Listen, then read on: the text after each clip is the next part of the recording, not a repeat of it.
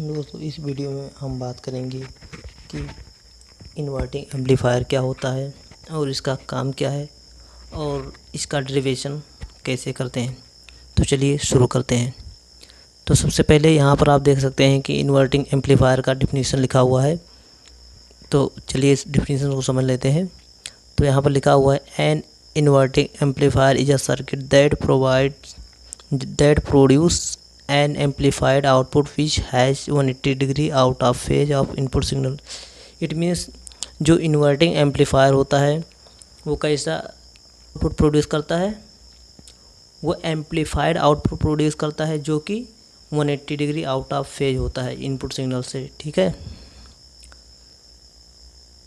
अब यहाँ पे आप इन्वर्टिंग एम्पलीफायर का फिगर देख सकते हैं यहाँ पे।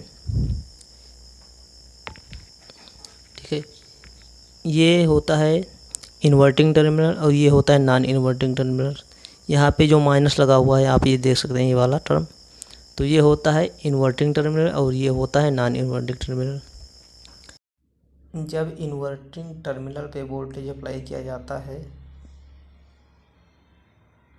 तो ये सर्किट एक्टिव हो जाती है। ठीक है, मतलब यहाँ से आउटपुट वोल्टेज मिलता है और जब इन्वर्टिंग पर भी अप्लाई करते हैं तब भी हमें आउटपुट वोल्टेज ही मिलता है। ठीक है, तो इन्वर्टिंग एम्पलीफायर में हमने वोल्टेज यहाँ पे इन्वर्टिंग टर्मिनल पे अप्लाई किया, तो जब वोल्टेज यहाँ से यहाँ जाएगा और यहाँ से होते हुए यहाँ पे आउटपुट में मिल जाएगा। ठीक है, अब यहाँ पे कुछ टर्म लिखे हुए हैं, इनको समझ लेते हैं।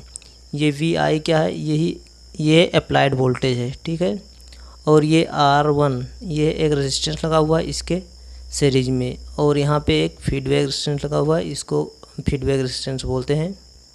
और ये हो गया हमारा आउटपुट। तो यहाँ पे यही चीज़ें लिखी हुई हैं कि V1 VI क्या है, applied voltage on inverting terminal, R1 resistance connected with series on inverting terminal, RF feedback resistance है। ठीक है, यहाँ से एक बार आप ठीक से फिगर देख लीजिए, फिर हम इन्वर्टिंग एम्पलीफायर का डेरिवेशन करेंगे आउटपुट के लिए। तो चलिए इसका आउटपुट के लिए हम डेरिवेशन को सॉल्व करते हैं। और आने वाली करंट और जाने वाली करंट का योग क्या होता है, बराबर होता है। आपने पढ़ा होगा कि आने वाली करंट का आने वाली धाराओं का योग प्लस जाने वाली धाराओं का योग बराबर होता है। तो यहाँ से देखिए ये करंट यहाँ से जा रही है और यहाँ से क्योंकि यहाँ पर जा रही है, और दोनों करंट आपस में यहाँ पर मिल रही है इस पॉइंट पर। तो इस पॉइंट पर करंट की वैल्यू क्या होगी, 0 होगी। और यहाँ से जाने वाले करंट और यहाँ से ये जाने वाले करंट ये दोनों आपस में बराबर होंगे। तो यहाँ पर लिख देंगे हम, यहाँ पर KCL अप्लाई करेंगे, अप्लाई KCL। ये हम यहाँ पे जहाँ पर करंट मिल रही है हम इसको एक पॉइंट मान लेते हैं ये। ठीक है, अप्लाई KCL ऑन नोड ये। ठीक है, अब यहाँ से हम लिखेंगे आने वाले करंट, यहाँ से जाने वाले करंट और यहाँ से जाने वाले करंट का मान बराबर होगा। यहाँ से जाने वाले करंट इधर से आने वाले करंट और यहाँ से जाने वाले करंट का मान बराबर होगा। तो ये लिख देंगे I ये यहाँ से आने वाले करंट है और इधर से जाने वाले करंट IF है। ठीक है, IF ये दोनों आपस में बराबर हो गए। ठीक है, तो मान लीजिए हमने वोल्टेज यहाँ पे अप्लाई किया, लिखेंगे expression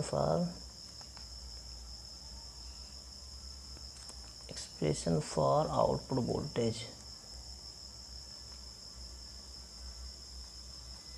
expression for output voltage. ठीक है, तो यहाँ पर देखिए ये करंट यहाँ से इधर ये जा रही है और यहाँ से फिर ये करंट यहाँ पे आ रही है।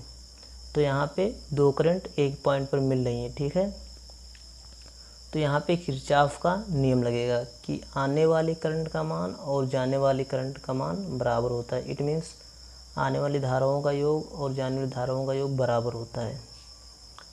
और किसी बिंदु पर या किसी जंक्शन पर मिलने वाली धाराओं का योग क्या हो जाता है, 0 हो जाता है। तो यहाँ पे देखिए ये करंट यहाँ जाने वाली और यहाँ से ये करंट ये दोनों इस पॉइंट पर मिलेंगे इस जंक्शन पर, तो यहाँ करंट की वैल्यू क्या हो जाएगी 0।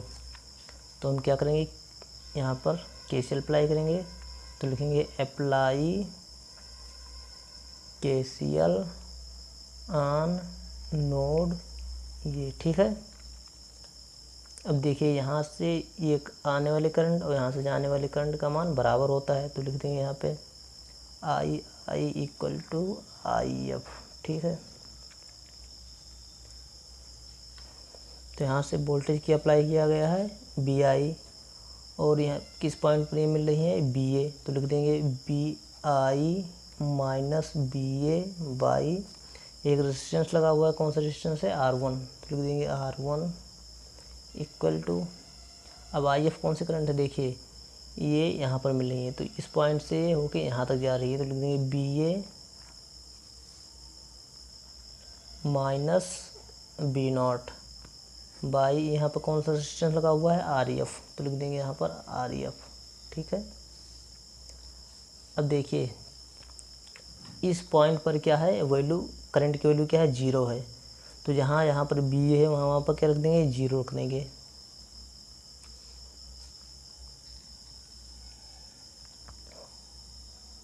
ठीक है, तो हो जाएगा V I minus 0 by R1 equal to 0 minus V naught by R F, ठीक है।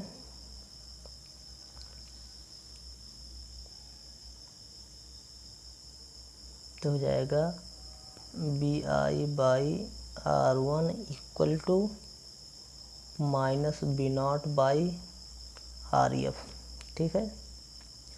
अब यहाँ से हम इसका क्रॉस मल्टीप्लाई करवा देंगे, ऐसे क्रॉस मल्टीप्लाई, ठीक है।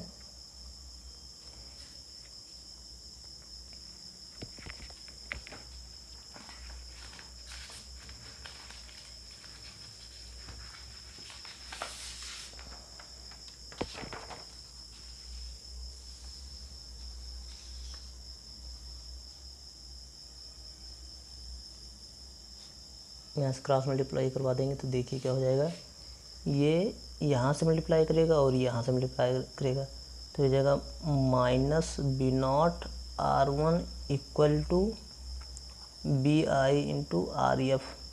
तो हम माइनस को किसी भी साइड भेज सकते हैं, ठीक है, तो माइनस इस साइड भेज देंगे, तो हो जाएगा V R naught equal into R1 equal to minus V I R F, ठीक है।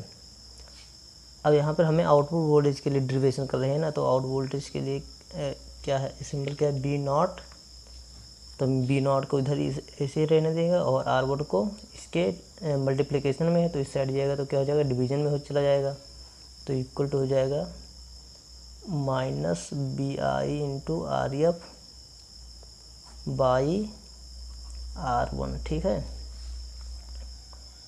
तो ये हो जाएगा V naught equal to minus R F by R1, V I को हम यहाँ लिख देंगे इंटू बी आई। तो ये इन्वर्टिंग एम्पलीफायर के लिए आउटपुट वोल्टेज के लिए ये डेरिवेशन, ये हमारा कंप्लीट डेरिवेशन हो गया है यहाँ पर। तो यदि कोई भी इन्वर्टिंग एम्पलीफायर है यदि उसका हमें आउटपुट वोल्टेज निकालना है तो इस फार्मूले से हम उसको फाइंड आउट कर सकते हैं। I hope to you will be do the derivation easily without any issue.